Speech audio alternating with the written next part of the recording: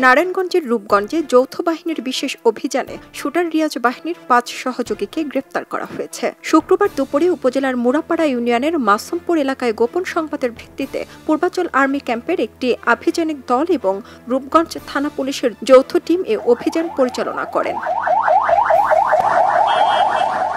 এ সময় অভিযানে ঘটনাস্থল থেকে একটি বিদেশি পিস্তল, ২টি ম্যাগাজিন, ১০ রাউন্ড গুলি, ১৪টি বারুদ বোমা, ৬ বোতল ফেনসিডিল, ৯ পিস ইয়াবা, ১৫ গ্রাম গাঁজা এবং বিপুল পরিমাণ দেশীয় অস্ত্র উদ্ধার করা হয়। তবে সাব্বির ও মামুন সহ কয়েকজন সহযোগী আইনশৃঙ্খলা বাহিনীর উপস্থিতি টের পেয়ে পালিয়ে যায়। গ্রেপ্তারকৃতরা হলেন রমজান মোল্লা, সবুজ, মেহেদি হাসান, এনামুল হক, সুমন হোসেন।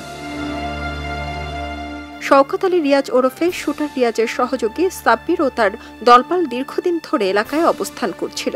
অভিযানে সেনাবাহিনী ও পুলিশ মুরাপাড়ার একটি পরিত্যক্ত বাড়ি ঘিরে ফেললে আসামিরা পালানোর চেষ্টা করে। এ সময় যৌথ বাহিনী তৎক্ষণাৎ অভিযান চালিয়ে ৫ জনকে আটক করতে সক্ষম হয়। গ্রেফতারকৃতরা দীর্ঘদিন ধরে রূপগঞ্জ ও আশেপাশের এলাকায় ডাকাতি, ছিনতাই, চাঁদাবাজি, অপহরণ, জোরপূর্বক দখল, বালু ভরাট ও মাদক ব্যবসার সঙ্গে জড়িত। তারা বিভিন্ন সময় রাজনৈতিক দলের ছত্রছায়া থেকে শুটার রিয়াজের নেতৃত্বে এলাকায় অস্ত্রের শোডাউন করে আসছিল। এদের সবার বিরুদ্ধে অস্ত্র, মাদক সহ একাধিক মামলা রয়েছে। অভিযান শেষে গ্রেপ্তার হওয়া আসামিদের রূপগঞ্জ থানায় হস্তান্তর করা হয়। খবরের কাগজ, নিখাত, নির্ভীক, নিরপেক্ষ।